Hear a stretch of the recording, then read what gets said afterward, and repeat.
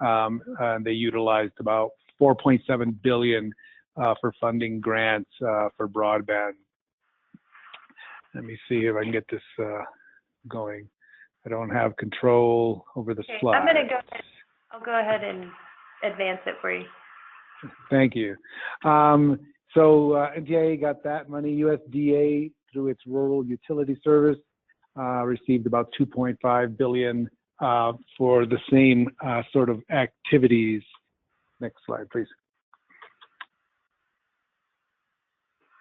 And so how did New Mexico do overall? New Mexico received about $4.7 million in broadband, 776 million in infrastructure grants. Those grants went primarily to some communities and mostly service providers to expand coverage.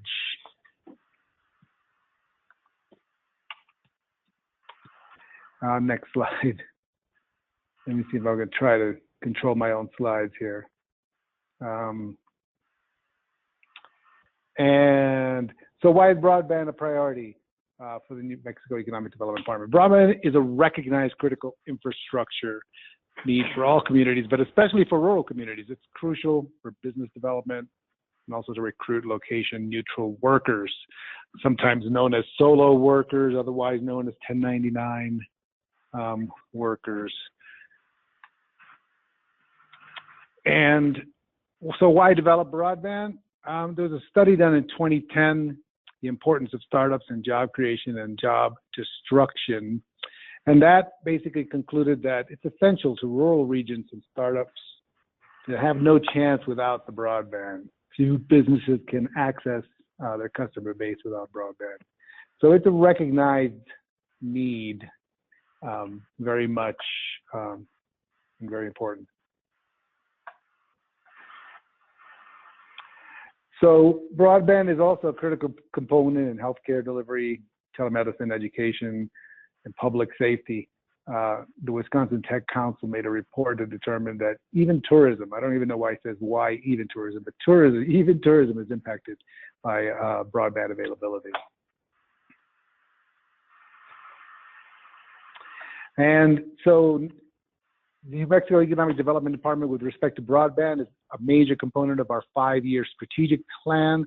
Our goal is to prioritize funding for fiber broadband development statewide and leverage additional available federal funding with state resources, including LEDA funds.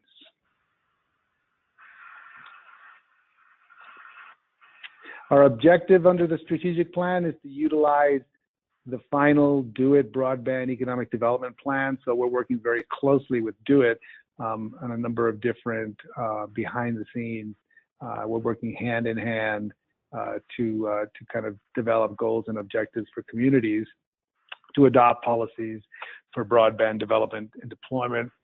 And our other objective is to identify regional broadband projects that could be scaled up to interconnect with other planned projects. So our idea is we want to be able to look at the overall project map and figure out where the gaps are and how we can help fill it. The strategy to get us to those goals and objectives is to assist communities by, we're going to identify accessing state, federal, and private funding opportunities for broadband deployment. And in fact, this morning, some of you may have seen that there was a notice of funds availability through the Rural Utility Service, the RUS, that opens up for consideration broadband loan guarantees. And so if you don't have that information, we'll include that and send it out to everyone. So you want to take advantage of that funding opportunity. And I think it's going to be available July 25th, so once it's on the register. We're going to also track and report assistance. So we don't want to just say we're doing these things. We want to track and report what we're doing and who we're communicating with. And again, we're working closely with DO-IT and other parties to try to figure out how we can all know what's going on so that we don't duplicate efforts and we can also kind of leverage efforts across the board.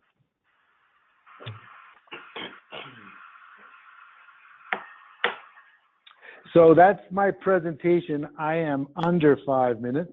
I think that is that's a world record. But I will be available after Gar gives his presentation for questions. So thank you very much for your attention, and I turn it over to Gar Clark, the chief guru of Do It for Broadband. Oh my God, that's now I got performance anxiety. And I was just going to mention really quickly, we're going to be taking questions at the end of Gar's presentation. So if you have questions, feel free to type them into the question box on the right side of the screen, and we'll get to them at the end. Thanks. Okay, well, thank you, Joanna, and also Juan for inviting me, and also too for the great introduction. And Juan, you really paved the way as far as what got us going 6 years ago with the $4.7 million, and also the 74 million or so that came into the state of New Mexico, mainly the providers, to build out. And also in that, they went by names such as BIP, SBI, SBDD, BTOP, and all of this is part of that funding. And so we have on our website, which there'll be a URL that will show you where on our website. But if you want to review some of those projects, we do have them all listed on our New Mexico broadband program website. So you can see who got the money and what it went for. And then there are links to the federal websites of NTIA and FCC, which is where they had to report their progress and what they had completed. So take a look at that. We're very fortunate to have a lot of this money come into the state and really kick us to get moving. And so we'll start off, first of all, I am Gar Clark. I am the broadband and geospatial program manager for the Department of Information Technology as part of the Office of Broadband and Geospatial Initiatives. And so we'll get moving here. And first of all, I know I'm preaching to a lot of choir out there, but broadband is an essential utility. It's like water, it's like electricity. It's come down, it's like phones. Your phone, the old days with the pots, plain old telephone, which many of us don't have anymore. And really, when it comes down to everything, as you see up here on the screen, commerce, education, healthcare, jobs, auto registration, what have you, is all being done online. And we do a disservice to our communities in not providing broadband to them so that they can get access to these services. And many are using our libraries, which are an essential tool for our communities to really get online, because especially in our rural areas, they can't get to these services in any other way. Especially now, when you look at education and health, all of it is, of course, going to online services and online content, and also telehealth. But really, when it comes down to it, all of these things need broadband. And without it, I think an educated and a healthy community, you really do not have economic development. The two go hand in hand. We need communities that are smart, have skill sets, and but we also need to look at a healthy community too, and that's why telehealth, I think, is very important. And then we have economic development. None of that can suffer any future without a broadband. So I make that point. I make that point just because what we may be educating a lot of our young people, but they're not staying here, and we are not able to have them incorporate into an economic development spectrum. But we hope that's going to change, I mean, with the work that we're doing here. So first of all, because of the state broadband initiative and the development of the New Mexico broadband program, our executive leadership, along with the governor, have supported the development of the Office of Broadband and Geospatial Initiatives. So the fact that we now have an office which is directed by Kendra Karp is a good thing. We, of course, need to get it properly funded and also expanded a bit so we can do better work.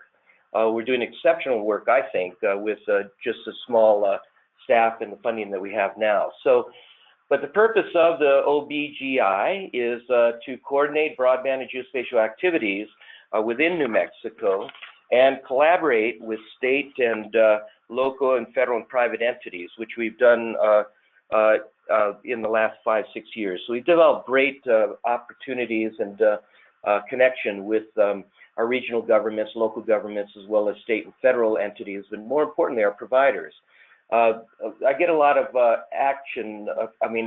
asked from folks that, okay, is the state going to develop their own network?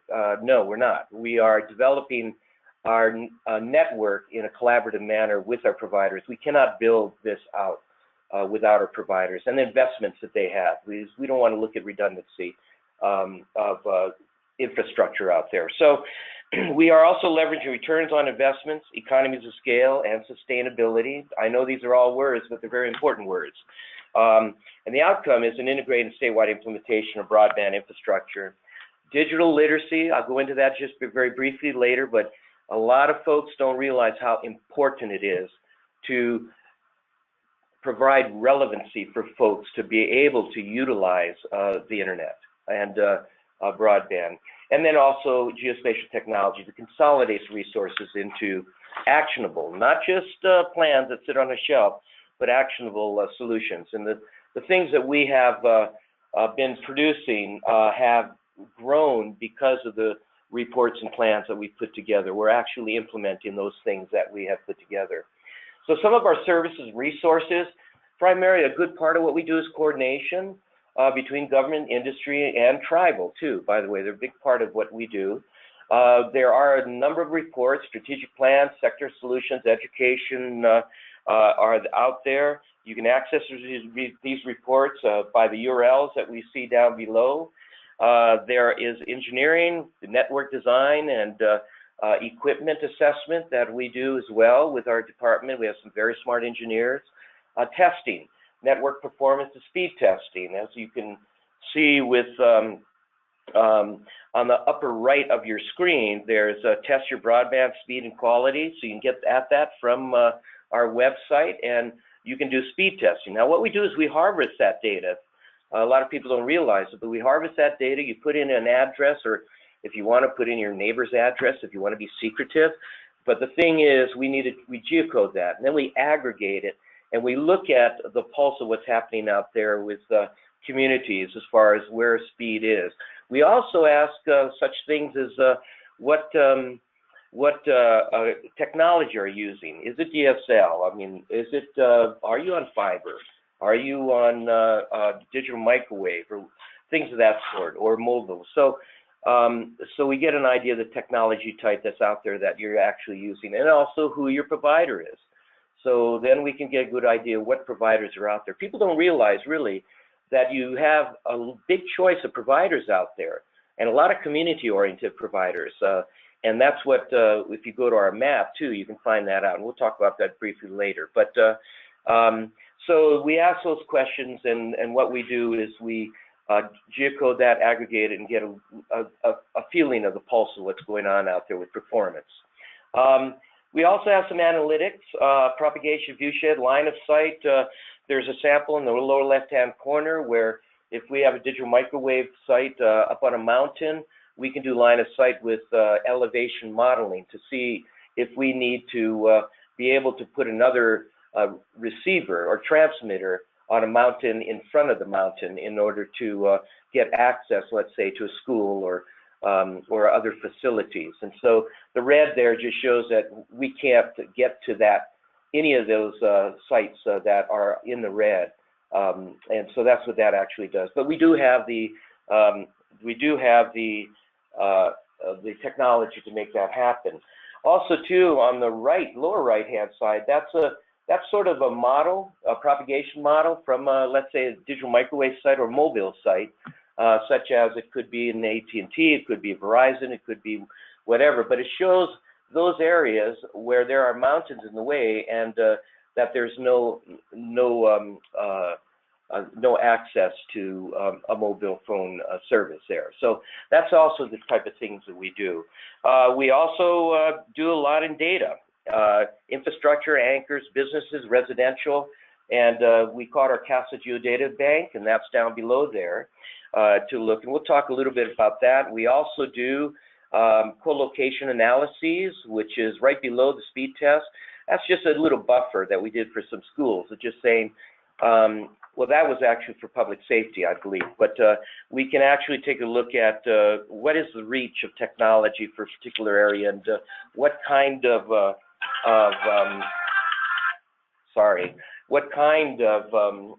access that we have to do in order to get at certain facilities. So those are our services and resources.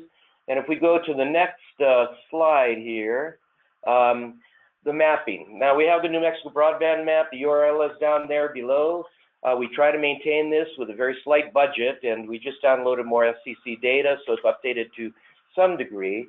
Where we have type of technology, provider, service area, contact, you can search by your own address and also click on it and find out what providers are available to you.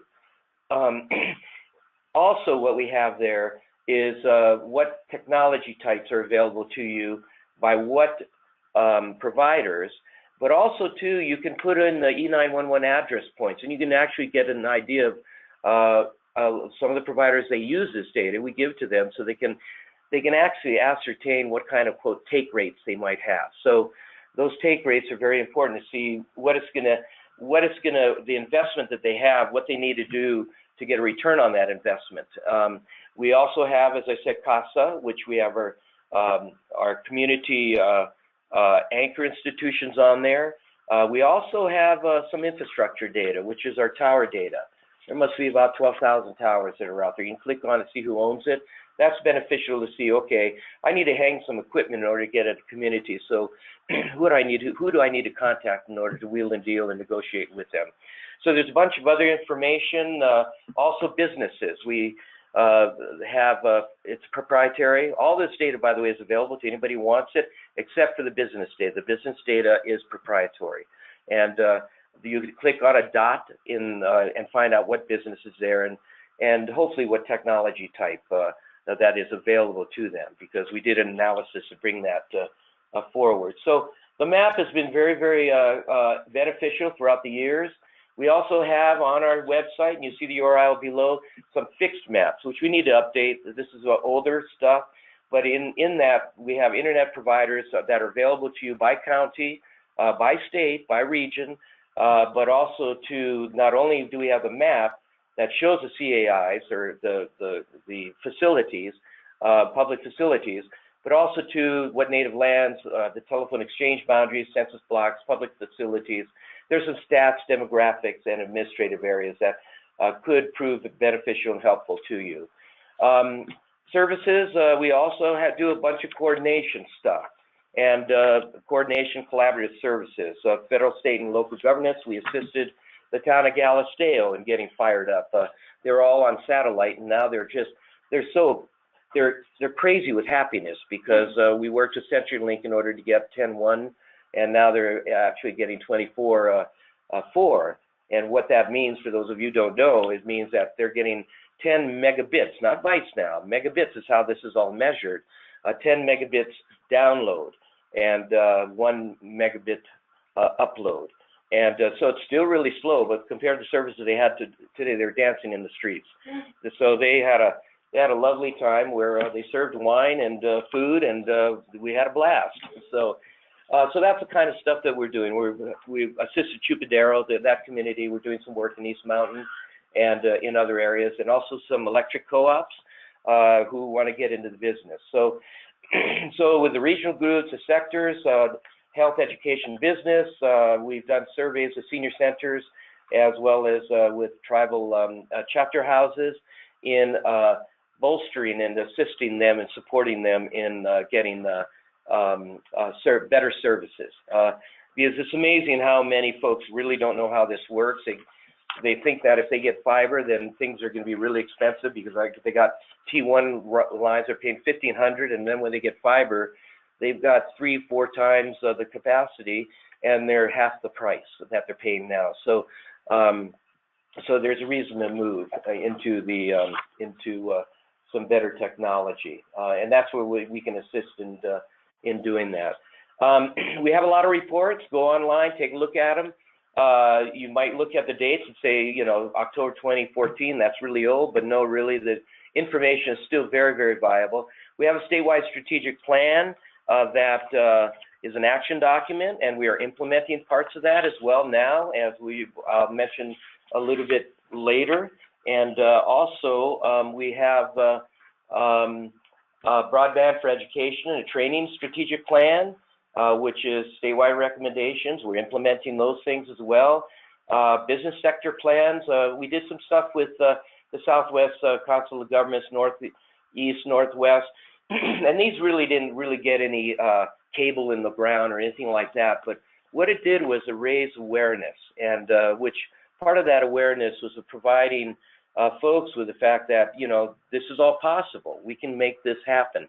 And also they got the ears of their legislators to move forward. And in recent years, we've had some legislation that has been proposed, not necessarily passed. Some have passed, but as a result, it's about growing momentum. So take a look at those, and there's also some description of technologies and the implementation of those technologies.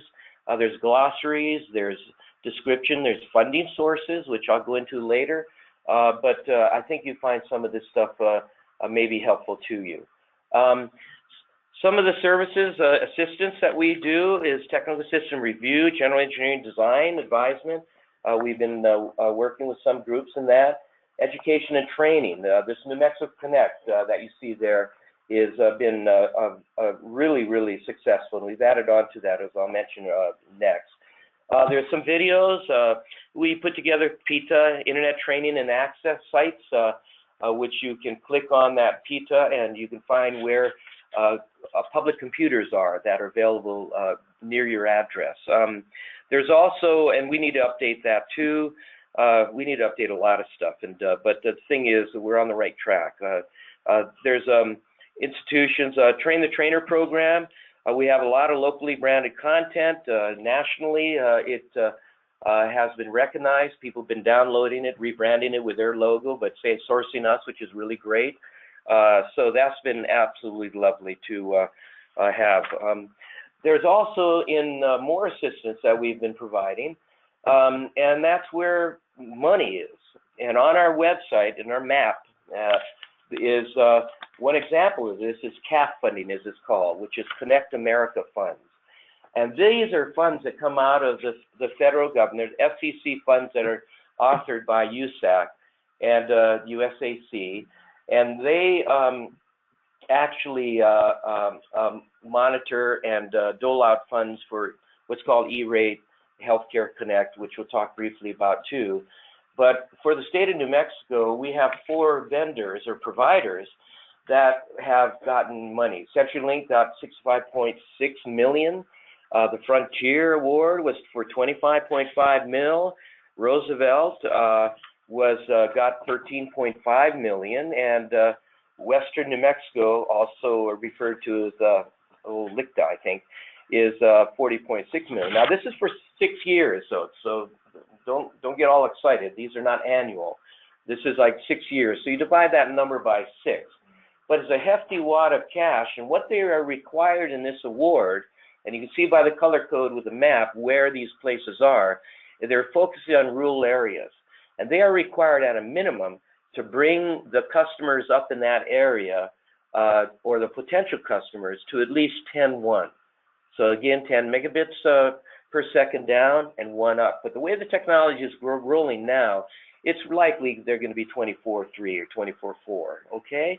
So if you are in a community that is in one of these areas, I say click on these folks and get them, say, you know, I see that one of these colored areas is where our community is. Let's work together to light it up, okay? And there are other projects that are happening too within the state that you could maybe get a larger return on investment by utilizing these funds to expand other funds, such as for E-rate for education and Healthcare Connect funds for health, in order to expand the project with the providers in your community. So just to note an example too, as I show below here, along with the Connect America funds, which is bringing in about 145 mil, which, by the way, just an aside to that, we've had providers turn money down, such as in the last rollout, $72 million, which could have come into the state of New Mexico. And also another one, which I think is another $40 million. But when you add all that, that's some big bucks that it's not really leaving on the table, but the risks were too high for the providers to access this money from the feds. So something's broken up there, because we need to be diligent about fixing that, because the cost model that they were utilizing just wasn't workable when the providers put a pencil to it and looked at it and said, no, the risks were too big. But the fact that we left, 72 million plus, I think 40-something million on the federal monies that were being awarded to these providers, and it's only to the providers, by the way. So, that's something that we're working on too, to understand with our PRC too, Public Regulatory Commission, why that happened. So we're working with the providers to find out, okay, why was it a risk? What can we do in order changing FCC and USAC's cost model in order to get broadband into our rural areas, which is what we need. So and it's a lot of money to be leaving. So we have E-rate funds, by the way. E-rate essentially is also doled out by USAC, but E-rate is only for schools and libraries, all right? And considering our rurality, the E-rate funds for schools, we can get up to 90%. Now, E-rate, just a note for those of you who don't know, there are two categories. There's Cat 1 and Cat 2. Category 1, Category 2. Category 1 is about bringing broadband fiber primarily. It's technology agnostic. You can bring in rural areas where fiber is too expensive, because it can range from $20,000 a mile to up to $120,000 a mile, or $140,000 to get fiber into it. Just depends on the complexity, whether it's hard rock or whether, city of Albuquerque, they're having to go through a whole bunch of old infrastructure as they go up Central Avenue. So that's added expense as they try to wind their way through all that stuff. And so anyhow, but the E-rate funds are for the Cat 1, and then Cat 2 is about equipment for schools, within schools. Okay, and the reason why I'm going into this is that I have a slide later that there is a way of maybe getting some economy of scale with other work that we're doing in your communities, where schools could be a driver to get broadband into your communities. So currently, with the first row that we've been working on this, it's $30 million coming into the state of New Mexico of E-rate funds, primarily schools, and which is going to cost us just $3 to $4 million of state money. So that's quite a deal, because the feds will pay up to usually 90%, and I won't go into the formulas and everything, because libraries have a different formula based on square footage, while schools, if you do fiber and you get it's the 90% rural area, $1 million project, they'll pay $900,000. If we come up with another 5%, then they'll match that 5%. So really, it's a blow. So it's a great program. The next one here is Healthcare Connect funds. DOH is starting to dip their feet into this, because we have 123 clinics, I think is the number. And but there's a New Mexico Telehealth Alliance. I'll mention that a little later. But they've been able to bring in, right now, it looks like about $17 million. And again, payout might be a $2 million or something like that. There's CAF funds, as I said, $145 million. Then there's the Public Schools Capital Outlay committee, which funds, which I'll talk a little bit more about that in another slide. But that's $50 million for 5 years. I know that we're in a money crunch, but a lot of that money has been pulled back.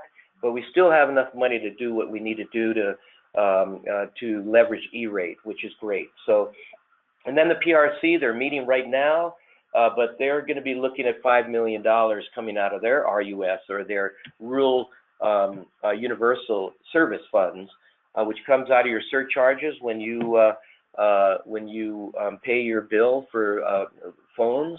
And so they're setting up a program and an application submittal type of a thing where, and I'm not sure what it is, but I think it's like they have to come up 65% of the cost of a project, and 45% or 35% may come out of this. So, but they're still working on at these workshops as what that's going to look like.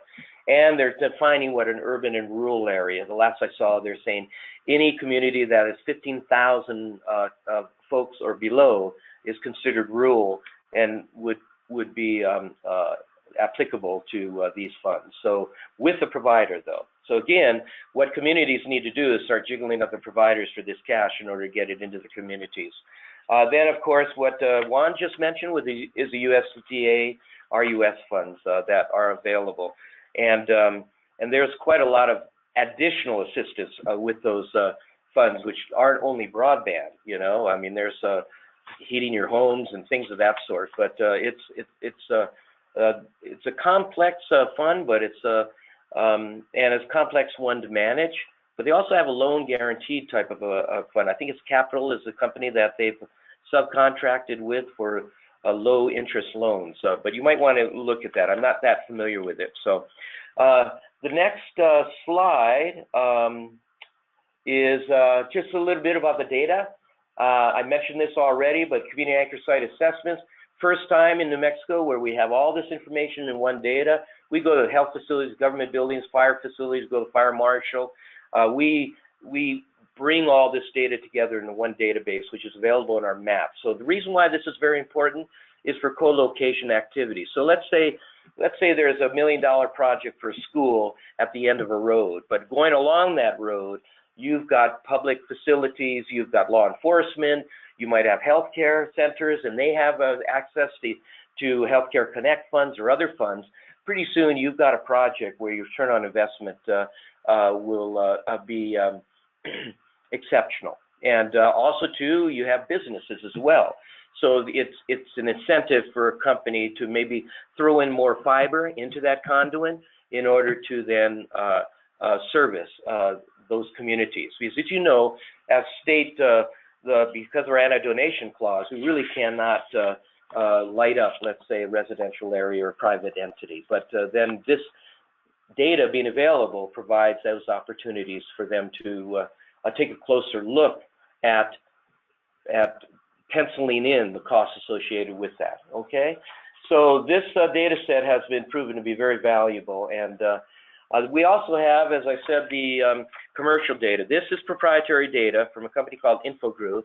It's fairly aged, and what I want to do is approach the other agencies so that we can look at making this data available. Now, this data is available for anybody who has a contract with a state agency.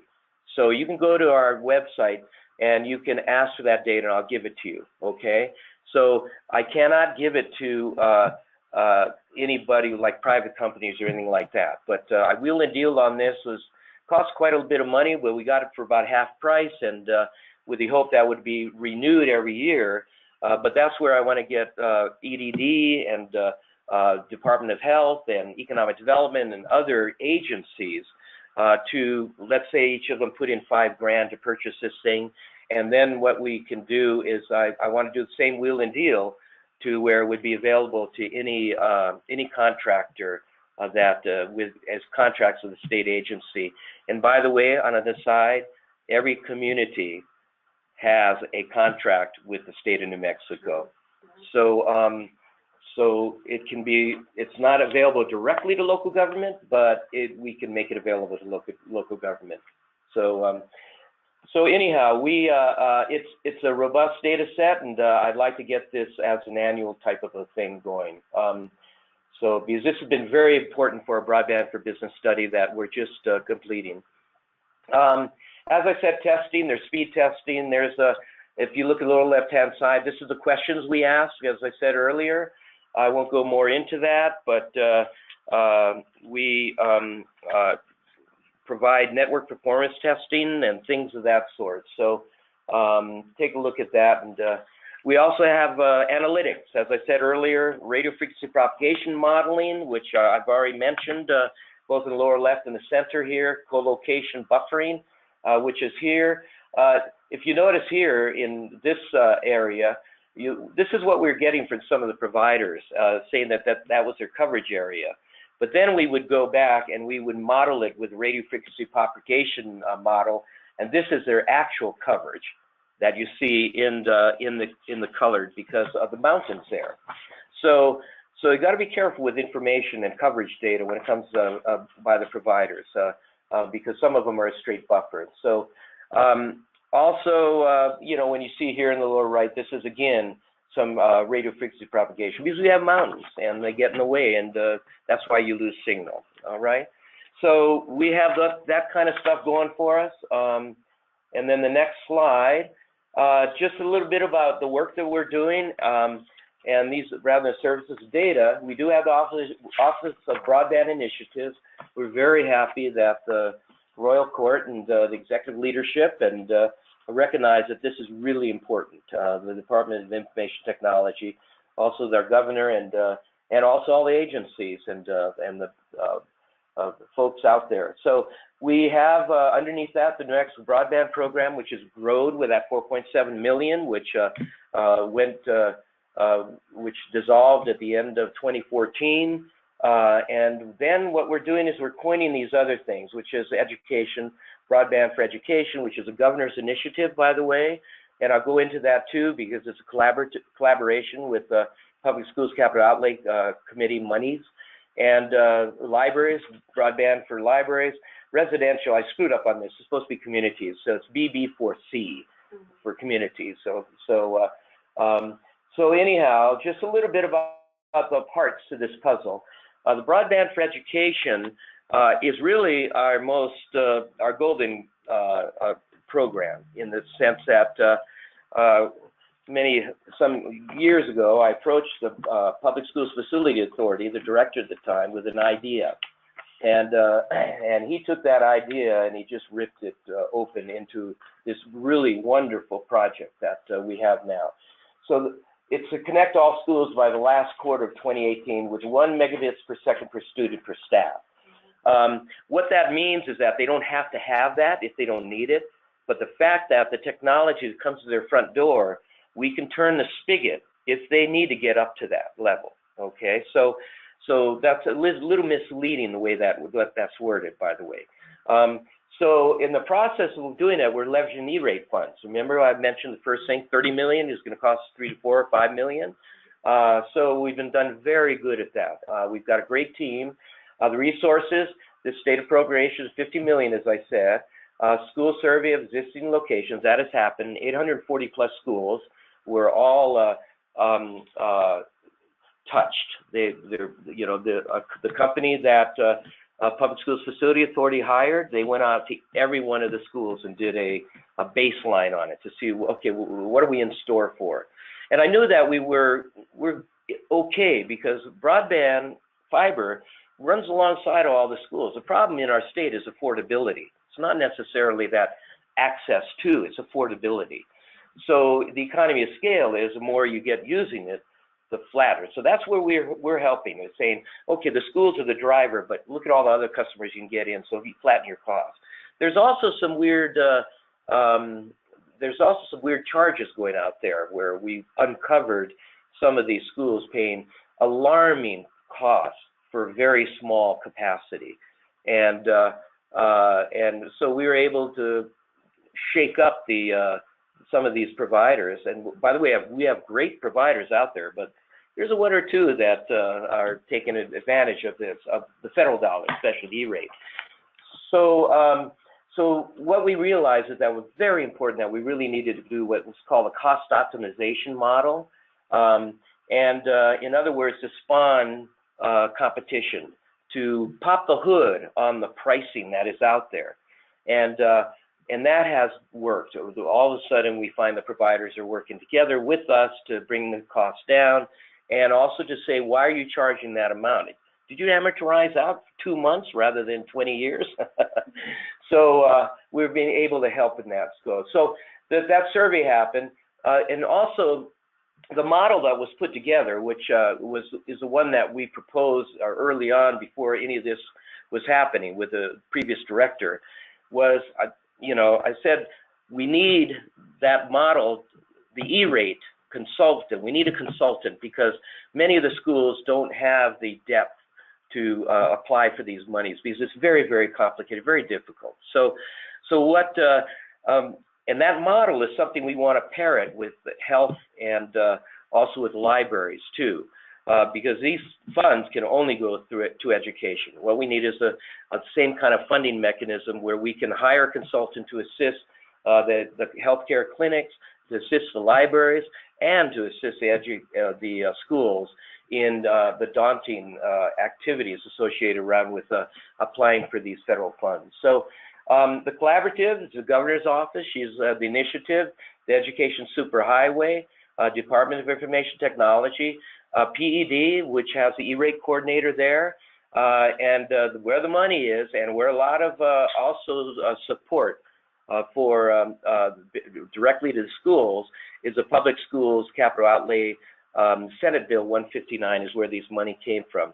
And the PSFA, the Public Schools Facility Authority, provides quite a bit of handholding to the schools in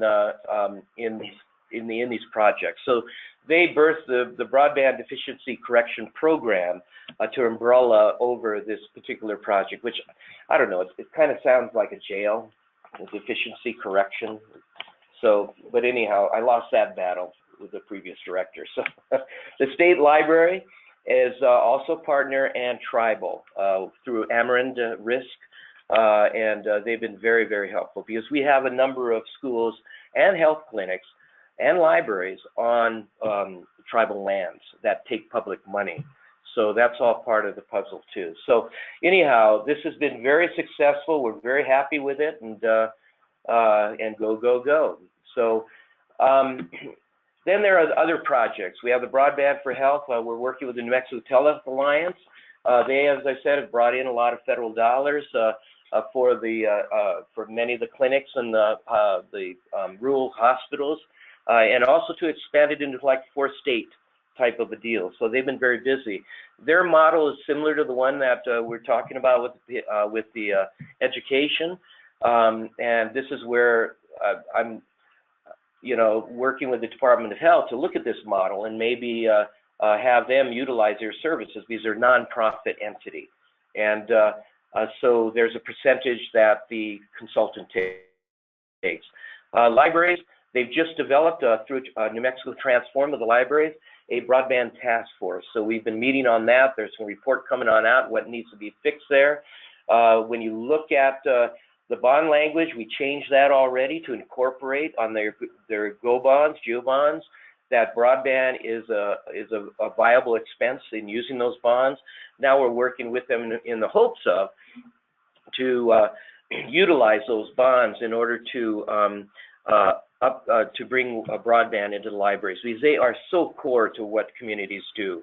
That's the only area really that communities can go to, and they leave their broadband on at night, and cars are parked out in there, and the broadband to the home for the homework app is something also we're working on. I didn't put a slide on that. I probably should have, but it's a really important component of what we're doing.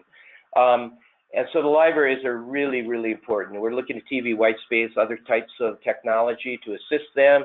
And then I said broadband for communities, also public safety. We've got to do it, the New Mexico Public Safety Broadband Network, which really is separate from all of this, but it's still a part of the technology. So, so just to note that the libraries are really fired up, and there'll be a report coming on out probably at the end of September or so. They should not be using their GO bonds to survive. They need to be using those as supplemental. But the state had funding for libraries, so that was pulled. And so it'd be nice that we took back some of that responsibility, so that, because they're in a lot of them are bad shape, especially in the rural areas. So now the broadband for businesses. This is probably what you all are interested in. And we are just finishing up the draft review of the Broadband for Businesses study. Some of the things, the objective was to define the level of effort to provide reliable and affordable, those are always the good words for everything, broadband service to businesses. And it's currently in draft review, as I said. But we did a whole analytical part with this, with all the data that we have in assessing the capacity requirements and developing a cost model. Now, the cost model is basically looking at a statewide venue, but also it's specific to each county. So there'll be a cost model, a low and a high range of saying, okay, to get broadband to the businesses, what is it going to cost? And how are we going to go about doing it? So the technologies, of course, everybody talks about fiber, but really when it comes down to it, cable in the urban deserts, which we found out there are a lot of urban deserts out there where there are communities, not communities, but they're strip malls that are only on DSL, which is unacceptable to run a business these days, especially the way charging is done and credit cards and things of that sort. So, so anyhow, we researching administration options, provide business-focused digital literacy, which I'll briefly talk about. But there's a special state appropriation, which was about $400K, which we utilized $273,000 in contractual professional services to get this thing done. Because we have some great, service folks out there so there are three components to it. There is the study, and then there's the analytics, which had a lot of mapping involved, which we did out of the Earth Data Analysis Center in UNM, which does excellent work. And we've been working with them for many, many years. And then there is also Cirrus Consulting on the digital literacy side, and that's a local company. But we hired CTC because we don't have that expertise in this state. In fact, when we were building this thing with the $4.7 million, I had 12 contractors. All of them were in-state contractors except for one, and that was CTC, because we just don't have that expertise. And that was one of the deals I threw with the cabinet secretary. I will not do this unless we keep the money in the state. He was saying at that time, this previous one, that let's just hire one of these national consultants that come up, because they're smelling the money, and there are a lot of them. I'm glad we didn't do it, because now we have something that we can sustain, hopefully sustain. So. So anyhow, the collaborative is the legislative, the interim jobs council. I've talked to some of those folks early on, and they started shaking the tree. And they started shaking the tree, and they came on up, and from 20 million we went down to 900K, because I said we need a study. We can't ask for a lot of cash like that just on the get-go. And then that 900 morphed into 400, and so I think we did a damn good job of that 400,000 and the survey the report that we're coming on out.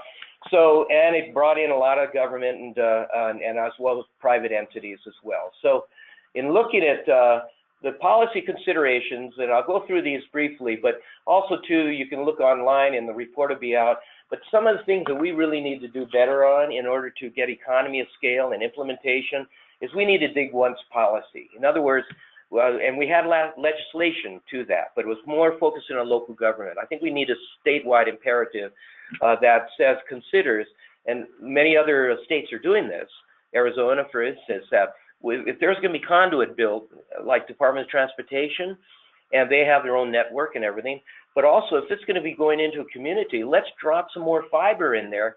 Let's not drop fiber, but let's make sure the conduit, if in the future somebody has some money, they can pull, because I think it's 80%, but the big cost is trenching, digging. So if we had to dig once, and then we could install later with handholds, that they're called, like little manhole covers, so you can pull it and then pull it down the next one. Simple stuff like that saves us a lot of money. Certification, certify office buildings with a robust broadband. That's about bringing business to here. When they find out that, let's say, Economic Development Department is certifying buildings for broadband, that you have a list of buildings that are leased, they lease space, and you have a list, they're going to go there first and say, I want to lease and put my business in that building. So with that certification, you've got a list of people that can work on attracting businesses, because you know what buildings have broadband in them, and good broadband. So competitive awards. We really need in the state, and many other states are doing it, a state a grant or a loan program to fund last mile projects.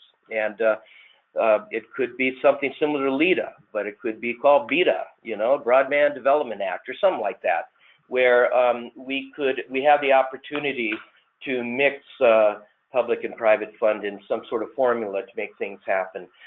Again, that bears to the next point, public-private partnerships, and there are certain types of PP3s or P3s, so where we can look and investigate into those types of activities. But I mean, I'm going to be very blunt. Public-private partnerships means the public needs to stay in the driver's seat.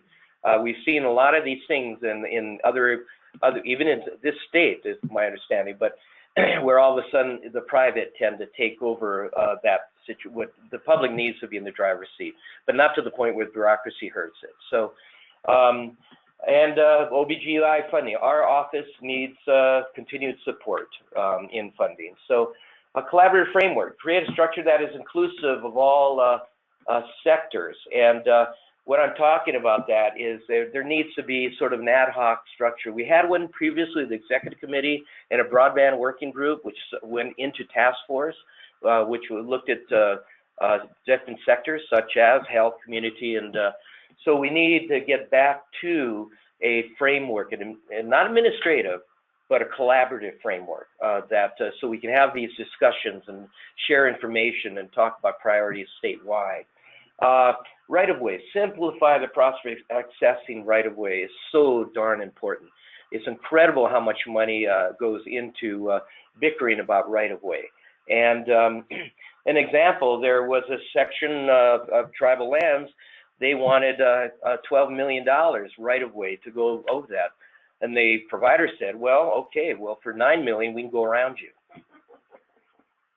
What they did was they lost out. I mean, it's like, wait a minute, what is the benefit to your community to have broadband coming through there versus the money? So I think that's something too where it needs to be educational in the context of it's not the bucks, and that's where the cooperatives are very important. It's not the bucks, it's the service. So co-location, we talked about that. Joint purchasing, launch RFPs, what we've done with some of the RFPs we've done with the E-rate stuff, where we have launched RFPs. All of a sudden we got pricing out there, and we're looking at the pricing and we know what they are. And then long-term recommendations, make ready. If you do aerial fiber, the cost for each contractor to go up and down that pole to make it ready, maybe 4 times it's touched. Ka-ching, ka-ching, ka-ching 4 times, versus having a contractor who can do all 4 things that each of these other contractors are doing, and you got 1 touch per pole. So that I think we can enable. Infrastructure bank, as I said, low-cost financing options, similar to what the New Mexico Finance Authority or something of that sort. A fund, which I repeated above, but identify funding mechanisms to match federal monies. Again, that model we talked about, where we have funds that can hit all the sectors, okay, and nonprofit collaboratives. So, so that's a little bit about the report. We're almost at 3, so I know we have an hour and a half, but I know people get tired after an hour. I do. So, anyhow, some of the digital business skills, I want to just briefly touch upon how important digital literacy and getting digital business skills is. So it accelerates commerce and creates jobs. Business with websites are twice likely to hire within 6 months. Businesses with a service less than 25 megs have less revenue. Okay, so these are national studies, and it's in our report too. Not the study report, but this is a separate report which is available now. We finished review. I haven't loaded it on our website yet, but I shall. But also too, the most important thing is this website that we have produced. It's newmexicoconnect.org, and it's kind of outside the realm of being a .org because there's an opportunity too to create a collaborative with foundations and maybe in context of such things as the New Mexico Community Foundation or something like that. But take a look at it because there is sectors of education, communities, but also economic development. And so I have the provider there put this together as part of the Broadband for Business study. And there's information on broadband and employment, telecommunicating, and small businesses. There's also educational material in there. How do I create, who do I contact, or how do I create a web space, you know, a how-to thing. How do I create business cards for free online? So it's a wealth of information, and I think especially small businesses could utilize much of the information in this. So we're going to launch it and get it out to everybody, and I'll get together with one, and maybe with your list server, you can get it out to your communities, okay? So funding opportunities, this is the last one, but take a look. We have federal offerings, state offerings, as I said, listings and descriptions. I've noted here where you can pick up information on Economic Development Administration grants, also USAC schools and libraries, where you can get more information on E-Rate and Healthcare Connect, as well as the Connect America funds. And then also state offerings, which really, this is all we've got, other than if we look at the Broadband for Education funds, is this Public Regulatory Commission. And as I said, they're in meetings now, and that's for $5 million, but only available to the providers. But the thing is, for communities to know that this is out there, that they can go bug them and see about getting first in line for some of these opportunities. And then, as I said, there's in our reports, we have a whole listing, and I subsetted it out, and I provided to you, Joanna, but a sub-listing of descriptions of funds that are out there in contacts and where you can go to get information. But they are in these preliminary policy considerations. If you click on that URL, as well as our statewide strategic plan. And there's appendices in there, and also it's within the body of it of where you can look for funding for essentially telecommunications, i.e. broadband. So anyhow, my apologies for yapping so much, but I didn't get slapped around, so I guess I'm okay, Joanna? Yes, yes. Okay. Thank you so much, Gar. My pleasure. And it's been really great hearing your use of the word collaborative, because that's the whole purpose of FUNDIT. And we have heard an increase in inquiries about communities with broadband projects, and that inquiry led us to you to get more information, because basically communities are curious about where to go for funding. They talk to you about planning. So it's great to make that connection with you and your group. So thanks. My pleasure. Thank you. So if you have questions, please type them in the question box. I think we've got a couple of questions, so we'll read those. And I'll read them to Gar, and he can answer them. Oh, wow, there's a lot. Okay, so we'll try to get through these, and if we don't have time to answer them all, we'll follow up in an email. But the first question, can you see that? Can you go over the cost for service? Do you have a broad stroke pricing? That makes sense? Yeah, I'm not sure what that means, but as far as cost for service, I mean, it ranges. It's based upon the capacity that you want. So if you want 100, if you want a gig, That's, of course, you're going to pay much more for that versus if you got home and all you need is 24/4, and it'd be $19.99 to $29.99. So, I do have a cost table that I had, but I don't have it in front of me. So really, we want to get down to. I mean, it would be great if we could. Our goal. Well, I wouldn't say our goal. But you know, if you're paying $1 for a meg, you're in good shape. You know, we want to get down to 30 cents though a meg. I mean, that's there are some opportunities out there and where that is happening.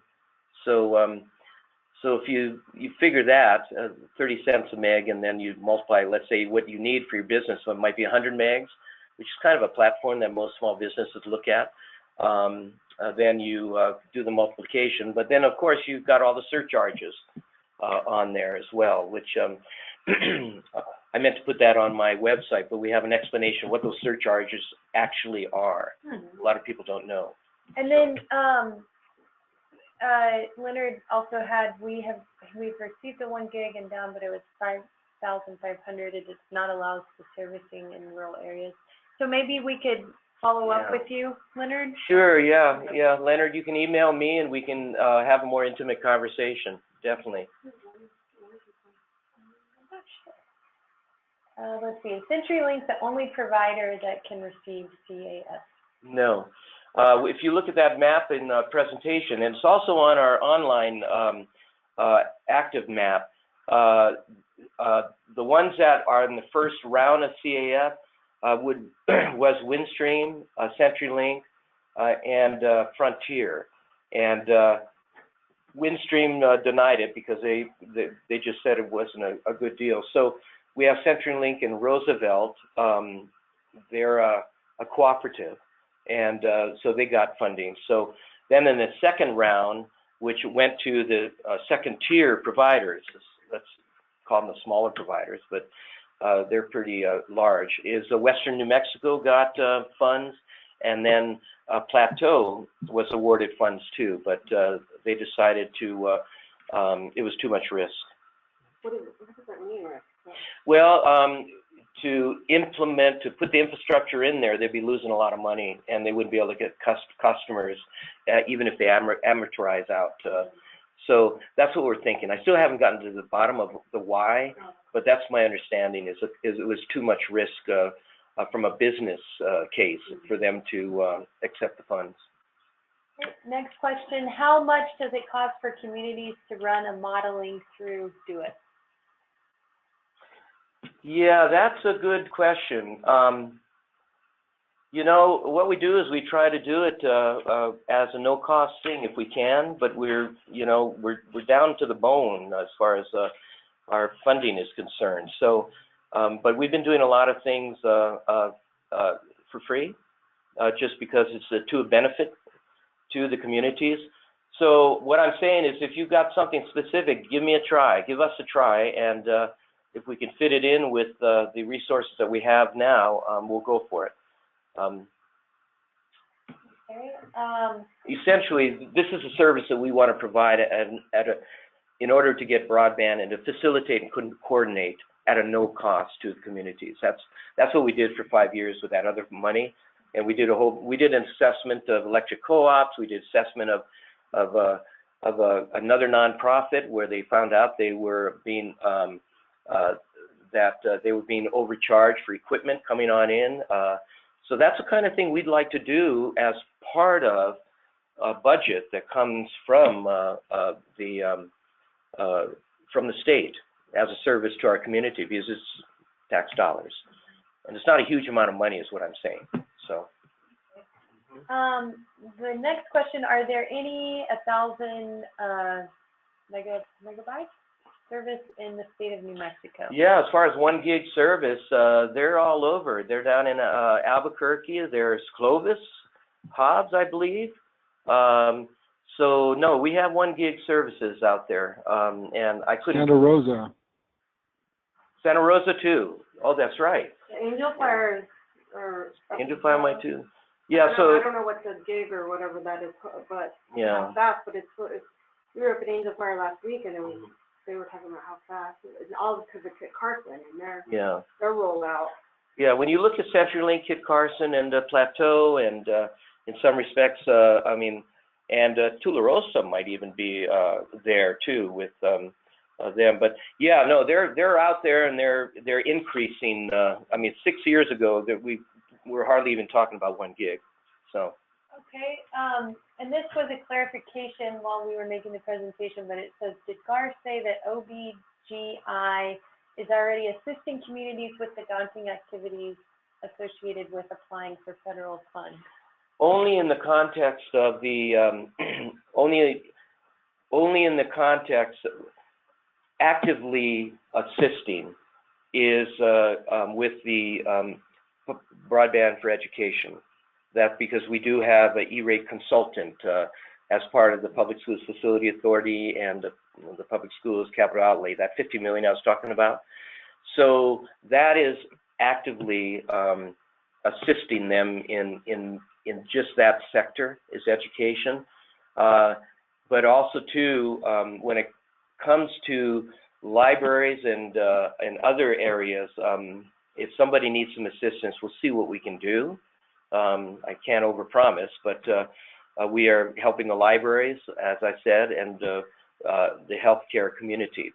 But this stuff needs funding in order to get the consultants to actually hold somebody's hand through the daunting activity of applying for these funds. We don't have the expertise for that. Okay. And could I just add that I think there's been a whole lot of work done in the last 7, 8 years, and most of it is on DoIT's website. So for communities that are looking to try to deploy broadband or figure out ways of funding it, the plans, the models, a lot of that stuff, the preliminary work has been done, and so it's no reason to recreate the wheel. Go to DoIT's website. I think there's a learning resources section that has a lot of downloadable PDFs. But I mean, for communities that want to deploy broadband, I would say that the takeaway should be, you know, getting the revenue model to make sense, the anchor institution connection, the take rate over time, and the migration plan is often overlooked. I mean, the situation is that incumbent carriers will sign long-term contracts with communities, and they'll quickly re-evaluate those contracts. Nothing against any incumbents, but just a business decision. They'll reevaluate those contracts when they see the communities are trying to look at alternatives. And so, you know, once they lock you in for 5 years, you know, then things can change. So I would encourage communities to go, and individuals and companies go to DoIT's website. A lot of the study work is there, a lot of the preliminary information to get you started. And with respect to like assistance on the finance models, et cetera, we're more than happy to look at that from the Economic Development Department to see what we can do to try to help you figure out the cost structure for some sort of a proposal. Yeah, good point, Juan. And also, too, I forgot to mention, speaking of communities, we early on in the process, and still a viable document, by the way, put together a broadband master planning guidebook for communities. And that's on there. I'd say download that, and really it gives you a stepwise approach of how to implement a broadband program, how to put together capacity, meaning a framework, a collaborative framework, how to talk to your providers. That was one of the reasons why I wanted to get that done, was because some of the communities were going to franchise agreements with providers and getting in trouble, and actually lawsuits were thrown around. So this, thank you, Juan. That's a good way to sort of enter into looking at how to implement broadband into it. Another thing too, with the LEDA funds, which part of what's cool about the LEDA funds is that, and I use this as an example, it hasn't happened, but I just like the concept of Pie Town getting lit up. And They have all these astronomy units up there, you know? And so what do astronomers need? So they're downloading stuff on the peripherals and running it into Socorro, Deming, or whatever, and uploading it. And it's an international thing.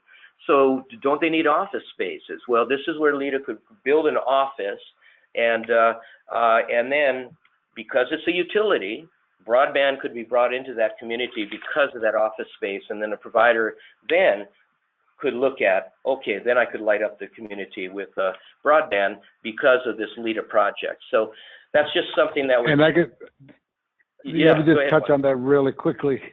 So, you know, a million hours ago when I presented my slides at the beginning, it did say that, you know, we want to use LIDA for that. So again, to kind of echo what Gar is saying, you know, the LIDA requirements are still in place. So we still need a, you know, a private sector job creation component, that we need all those good, you know, pieces that are in the statute, security and whatnot.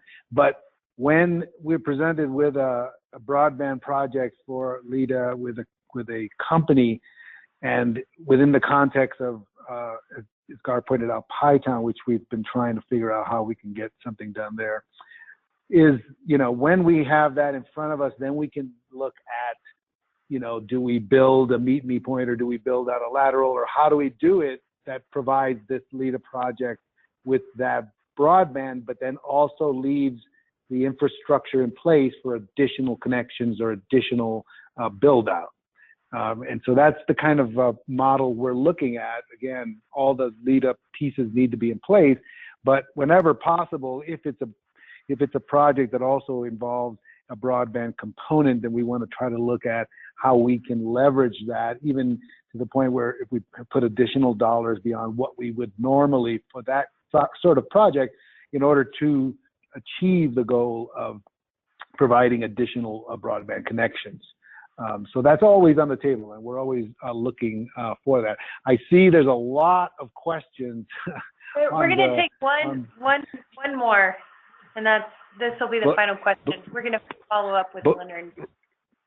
Right, and Sorry. I think some of these other ones, I think we will address them offline to Gar, and we can send them out to the group, the question and the answers, so that everybody will get their questions at least addressed. And I just wanted to point out, I'm looking at Bob Coulter's got a question about, has DoIT done a cost estimate for the state and private sector to put a backbone through the state? And that's kind of an interesting question. I wanted to lob that curveball over to Gar real quick. Yeah, no, we're not doing those types of things with the backbone, because the backbone is all about the providers. They own the backbone, and we're not interested, of course, in putting together a public backbone, although we do have one for higher education with the Argonne, the Rio Grande optical network. So what we have done with this study is for the broadband for economic development or businesses is provided some cost estimates based upon on counties, and talk about what kind of technologies can be utilized. And as I mentioned earlier, it looks like cable can be a real good player, especially in urban areas where we have the urban deserts. So that'll be released, I'm hoping, by next week. We'll have it on our website for folks to review. Okay. All right, great. And as Juan mentioned, we will follow up offline with getting the questions answered. But also wanted to throw out that the next FUNDIT webinar that we're going to have is September 27th, and the topic title is accessing funding for your community's projects. How do you improve your approach? So this will be headed up by Terry Bruner's organization called Grow New Mexico. And Terry, as many of you know, was the past state director for USDA. So he comes to his new organization with a lot of insight in best practices of how do communities build their capacity to access federal dollars. So that also applies to broadband funding like we're talking about now. But it also extends to economic development projects and infrastructure projects. And then additional events that are coming up that the finance team is involved with is there will be a brownfield workshop that's coming up, and then that will be in Tucumcari, and that's in collaboration with KSU. So that's a fantastic resource to get information about how to find funding to revitalize brownfields in your community. And then on September 19th, there will be a workshop in Taos for rural businesses and agricultural producers to decrease their energy consumption. And this will be in collaboration with the Energy, Minerals, Natural Resource Department. We'll have an engineer that's giving a talk on how to increase your bottom line by decreasing energy consumption. So those are. And don't forget one more thing about, we have over $22 million in new markets tax credits available in rural areas and 25 or so in urban areas. Those could definitely be part of a larger broadband build out. In fact, there's several projects around the state that are applicants for new markets tax credit dollars in order to help them build out. So something to look at. Go to the New Mexico Finance Authority's website and check out new markets tax credits. We have a good chunk of federal dollars available for extending those resources. Cool. And then Therese Varela, the Economic Development Department Division Director, is here, and she just reminded me to say that the next FUNDIT meeting is coming up August 22nd. So if you do have broadband projects, if you have any type of economic development infrastructure projects, get your application in by August 11th. And the last final slide is our contact information. So you have Gar's email and phone number, as well as Kendra's, and then you have Juan and my email too. So please contact us if you have further questions, and we will send out the presentation to all the registered attendees. And this webinar is being recorded, so we'll put this up on the our YouTube channel, and you're welcome to send that out as well. But I want to thank you so much, Gar, for taking the time to thank you. Share the information. Really well run too. I appreciate that. And I think it'd be good to send out that step-by-step guide that you have too. Sure. Yeah, I'll send the link. It's on our website. Okay. All right. Great. Thank you again, and thanks, Juan, for taking time out of your Silver City excursion. It's my pleasure. I go from this to another presentation. Thank you. All right. All right. Thank you, Juan.